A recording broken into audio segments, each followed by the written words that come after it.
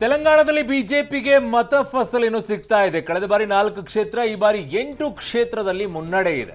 So ತೆಲಂಗಾಣದಲ್ಲಿ ಬಿಜೆಪಿಗೆ ಅವ್ರು ಏನ್ ಬಯಸಿದ್ರು ಅದಕ್ಕೆ ತಕ್ಕಂಗೆ ಸಿಗ್ತಾ ಇದೆ. ತೆಲಂಗಾಣ ಆವಾಗಿಂದಲೂ ಹೇಳ್ತಾ ಇದೀವಿ, ಆರಂಭದಿಂದಲೂ ಕೂಡ ಸರ್ ಅದನ್ನೇ ಹೇಳ್ತಾ ಇದ್ದಿದ್ದು. ಅವ್ರು ಬಯಸಿದ್ದು ದಕ್ಷಿಣ ಕರ್ನಾಟಕದಲ್ಲಿ ಬಾಗಿಲುಗಳು ಓಪನ್ ಆಗಬೇಕು ಅಂತ ಹೇಳಿ. ಸೊ ಆ ದಕ್ಷಿಣ ಭಾರತದಲ್ಲಿ ಆಗಿರುವಂತ ಓಪನ್ ಏನೋ ಆಗಿದೆ. ಕೇರಳದಲ್ಲಾಗಿದೆ, ತೆಲಂಗಾಣದಲ್ಲಿ, ತಮಿಳುನಾಡಲ್ಲಿ ವೋಟ್ ಪರ್ಸೆಂಟ್ ಜಾಸ್ತಿ ಆಗಿದೆ, ತೆಲಂಗಾಣದಲ್ಲಿ ಜಾಸ್ತಿ ಆಗಿದೆ. ಬಟ್ ಅವ್ರು ಇದ್ದಂತ ಮೂಲವಾಗಿದ್ದಂತ ಉತ್ತರ ಭಾರತದ ರಾಜ್ಯಗಳಲ್ಲೇ ಅವ್ರ ಸೀಟ್ಗಳನ್ನ ಕಳೆದುಕೊಂಡು ಈಗ 300ರ ಆಸ್ಪಾಸ್ನಲ್ಲಿ ಬಂದು ಕೂತಿದ್ದಾರೆ. ಸೊ ಅಮಿತ್ ಶಾ ಅವರು ಅತಿ ಹೆಚ್ಚು ಮತಗಳ ಅಂತರದಲ್ಲಿ ಗೆದ್ದಿದ್ದಾರೆ. 6.5 ಲಕ್ಷ ಮತಗಳ ಅಂತರದಿಂದ ಗೆದ್ದಿದ್ದಾರೆ. ಅವ್ರಿಗೆ ಈ ಬಾರಿ ಆಸೆ ಇದ್ದಿದ್ದು 7.5 ಲಕ್ಷ ಮತಗಳ ಅಂತರದಿಂದ ಗೆಲ್ಲಬೇಕು ಅಂತ.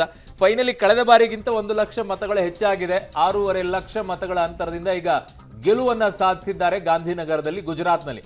ಬೆಂಗಳೂರು ಗ್ರಾಮಾಂತರದಲ್ಲಿ ಡಾಕ್ಟರ್ ಮಂಜುನಾಥ್ ಅವರ ಜಾದು. ಕನಕಪುರ ಹೊರತುಪಡಿಸಿ ಎಲ್ಲಾ ಕ್ಷೇತ್ರಗಳಲ್ಲೂ ಕೂಡ ಬಿಜೆಪಿ ಭರ್ಜರಿಯಾಗಿ ಮುನ್ನಡೆಯನ್ನ ಸಾಧಿಸಿಕೊಂಡಿದೆ.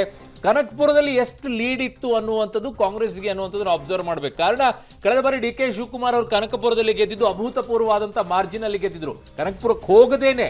ಬಟ್ ಅದೇ ಅವರ ಸಹೋದರನಿಗೆ ಆ ಮತಗಳನ್ನ ಕನ್ವರ್ಟ್ ಮಾಡೋದ್ರಲ್ಲಿ ಅವರು ಯಶಸ್ವಿ ಆದ್ರ ಆಗ್ಲಿಲ್ವಾ ಅನ್ನೋದು ಈ ವೋಟ್ ಮೇಲೆ ಗೊತ್ತಾಗುತ್ತೆ. ಸಂಜೆ 7 ಗಂಟೆಗೆ ಬಿಜೆಪಿ ಕಚೇರಿಗೆ ಮೋದಿ ಅವರು ಹೋಗ್ತಾ ಇದ್ದಾರೆ.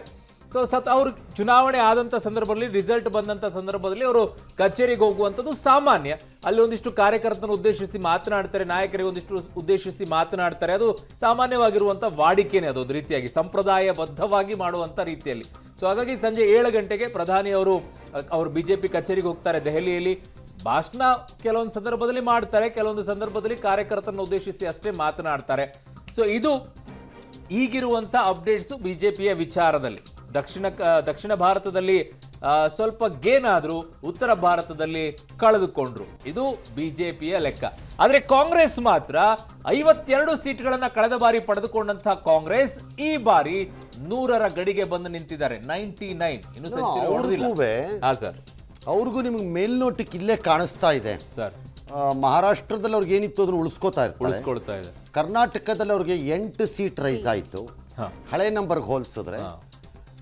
ಕೇರಳದಲ್ಲಿ ಅವ್ರಿಗೊಂದು 4 ಸೀಟ್ ಎಕ್ಸ್ಟ್ರಾ ಸಿಕ್ಕೋಂಗಿದೆ. 4 ಇಲ್ಲ, ಕೇರಳದಲ್ಲಿ ಸೇಮೇ ಇರಬಹುದು, ಲಾರ್ಜ್ಲಿ ಸೇಮ್ ಇದ್ದಂಗಿದೆ ಕೇರಳ. ಬಿಕಾಸ್ ಲಾಸ್ಟ್ ಟೈಮ್ ಅವ್ರದ್ದು ಹಾಗೆ ಇತ್ತು ಪರ್ಫಾರ್ಮೆನ್ಸು, ಅದೇನು ದೊಡ್ಡ ವ್ಯತ್ಯಾಸ ಆಗ್ತಾ ಇಲ್ಲ. ಆದರೆ ಮೈತ್ರಿ ಮಾಡಿಕೊಂಡಂಥ ಲೆಕ್ಕಾಚಾರದಲ್ಲಿ ಯು ಪಿನಲ್ಲಿ ಗೈನ್ ಆಗ್ತಾ ಇದೆ ಅವ್ರಿಗೆ, ಪಂಜಾಬಲ್ಲಿ ಗೇನ್ ಆಗ್ತಾ ಇದೆ ಸರ್. ಪಂಜಾಬಲ್ಲಿ ಅವ್ರಿಗೆ ಅಡಿಷನಲ್ ಗೈನ್ ಬಂದಿದೆ. ಹಾಗಾಗಿ ಸಹಜವಾಗಿ ಅವರು 50 ಚಿಲ್ಲರೆಯಿಂದ 100 ಚಿಲ್ಲರೆಗೆ ಡಬಲ್ ಅಪ್ ಆಗ್ತಿದ್ದಾರೆ, 100ಕ್ಕೆ ಬಂದು ಕೂತಿದ್ದಾರೆ. That is the beauty. ಯಾಕಂದ್ರೆ ಕಾಂಗ್ರೆಸ್ಸಿನ ಲೆಕ್ಕಾಚಾರ ಇದು, 100+ ನಾವಿದ್ರೆ ನಾಳೆ ಸರ್ಕಾರ ಮಾಡುವಂತಹ ಪರಿಸ್ಥಿತಿ ಬಂದ್ರೆ ನಮ್ಮ ನೇತೃತ್ವದಲ್ಲಿ ಆ ಸರ್ಕಾರ ಆಗಬೇಕು ಎಂದು ಬಯಸಬಹುದು, ಡಿಮ್ಯಾಂಡ್ ಮಾಡಬಹುದು, ಬಯಸ್ಬೋದು. ಡಿಮ್ಯಾಂಡ್ ಬೇರೆ, ಬಯಸ್ಬೋದು. ಒಂದು ವೇಳೆ ನಾವೇ 100ಕ್ಕಿಂತ ಕಡಿಮೆ ಇದ್ದರೆ ನಮ್ಗೆ ಆ ಡಿಮ್ಯಾಂಡ್ ಮಾಡೋದು ಕಷ್ಟ ಆಗುತ್ತೆ ಅನ್ನೋದು ಅವ್ರ ಲೆಕ್ಕಾಚಾರ. Okay, the flip side of it, ಆ ಕಡೆಯಿಂದ ಇನ್ನೊಂದು ಕಡೆಯಿಂದ ನೋಡೋದಾದ್ರೆ 50 ವರ್ಷಗಳ ಕಾಲ ಈ ದೇಶವನ್ನು ಆಳಿದ್ದಂಥ ಕಾಂಗ್ರೆಸ್ 100 ಮುಟ್ಟಿದ್ರೆ ಸಾಕು ಅನ್ನೋ ಮಟ್ಟದಲ್ಲಿ ಇದಾರಲ್ಲ ಅನ್ನೋದು. ಬಟ್ ಪದೇ ಹಿನ್ನಡೆಗಳಲ್ಲಿದ್ದ ಕಾಂಗ್ರೆಸ್ಗೆ ಇದು ಬೆಸ್ಟ್ ಇಯರ್ ಅಂತ ಹೇಳ್ಬೋದು ಎಲೆಕ್ಟ್ರಾಲಲ್ಲಿ. ಕಾರಣ ರಿವೈವಲ್ಗೆ ಜಾಗ ಇದೆ ನಮಗೆ ಅನ್ನೋ ನಂಬಿಕೆಯಾದರೂ ಬರಬಹುದಾದ ದಿನ ಅವ್ರಿಗೆ. ಆಗತ್ತೆ ಬಿಡತ್ತೆ ಆಮೇಲಿನ ಪ್ರಶ್ನೆ. ರಿವೈವಲ್ಗೆ ಜಾಗ ಇದೆ, ನಾವು ಕಷ್ಟಪಡಬೇಕಾದ್ರೆ ಅನ್ನೋದು. ಓಕೆ, ಆ ರಿವೈವಲ್ ಕಾಣಿಸ್ತಿರೋದು ಎಲ್ಲಿ? ಫಾರ್ ಎಕ್ಸಾಂಪಲ್ ರಾಜಸ್ಥಾನದಲ್ಲಿ ಅವ್ರಿಗೆ ಬಂದಿರೋ ಸೀಟ್ಗಳಿಗೆ ಇಫ್ ದೇ ಫೈಟ್ ಬ್ಯಾಕ್, ರಾಜಸ್ಥಾನದಲ್ಲಿ ಕಟ್ಕೋಬಹುದು. ಮಧ್ಯಪ್ರದೇಶದಲ್ಲಿ ಆಗಿಲ್ಲ, ಅವ್ರ ಕೈಯಲ್ಲಿ ಇನ್ನೂ ಆಗಿಲ್ಲ. ಬೇರೆ ಬಹಳ ವಿಚಿತ್ರ, ರಾಜಸ್ಥಾನಲ್ಲಿ ಅಶೋಕ್ ಗೆಹ್ಲೋಟ್ ಒಬ್ಬರೇ, ಆ್ಯಂಡ್ ಅಫ್ಕೋರ್ಸ್ ಸಚಿನ್ ಪೈಲಟ್ ಉಳ್ಕೊಂಡಿದ್ದಾರೆ ಅಲ್ಲಿ, been able to manage it. Where ಮಧ್ಯಪ್ರದೇಶದಲ್ಲಿ ದಿಗ್ವಿಜಯ್ ಸಿಂಗ್ ಅಷ್ಟೆಲ್ಲ ಮಾತಾಡ್ತಾರೆ, he is not been able to do it. ಅಷ್ಟು ಮಾತಾಡ್ತಾರೆ ಅವರು, ಒಂದೇ ಸಮ ಮಾತಾಡ್ತಿರ್ತಾರೆ ಅವರು ಬಾಯಿಗೆ ಬಂದಂಗೆಲ್ಲ. ಬಟ್ ಅಲ್ಲೇನೂ ಆಗ್ತಾ ಇಲ್ಲ ಮಧ್ಯಪ್ರದೇಶದಲ್ಲಿ, zero. Zero. And Bihar U P ಎಲ್ ಆಗುತ್ತೆ ಸರ್, ಎಂ ಪಿ ಎಲ್ ಯಾಕಾಗಲ್ಲ ಸರ್? ಯು ಪಿ ಅಲ್ಲಿ ಇಂಡಿ ಕೂಟಕ್ಕೆ SP ಸಪೋರ್ಟ್ನಿಂದಾಗಿ ಸುಮಾರು 7-8 ಇರುವಂಥವ್ರ ಕ್ಷೇತ್ರ ನಂಬರ್ಸ್ಗಳು ಏಕಾಏಕಿಯಾಗಿ 45ಕ್ಕೆಲ್ಲ ಹೋಗ್ತಾರೆ ಅಂತಂದಾಗ ಅದು ಮಧ್ಯಪ್ರದೇಶದಲ್ಲಿ ಯಾಕಾಗೋದಿಲ್ಲ? ಆಯಾ ರಾಜ್ಯಗಳಲ್ಲಿ ಆಯಾ ಕ್ಯಾಸ್ಟ್ ಕಾಂಬಿನೇಷನ್ಸ್ನ ರೀಜನಲ್ ಬ್ಯಾಲೆನ್ಸ್ ಮಾಡ್ಕೊಂಡಿರೋದು ಮತ್ತು ಇಶ್ಯೂಸ್ ರೈಸ್ ಮಾಡ್ಕೊಂಡಿರೋದು ಒಂದು. ಓಕೆ, ಆ ರಾಜ್ಯದಲ್ಲಿ ಆಡಳಿತದಲ್ಲಿರುವ ಪಕ್ಷದ ಬಗ್ಗೆ ಅಲ್ಲಿಯ ರಾಜ್ಯದ ಜನರಿಗಿರಬಹುದಾದ ಅಭಿಪ್ರಾಯಗಳು.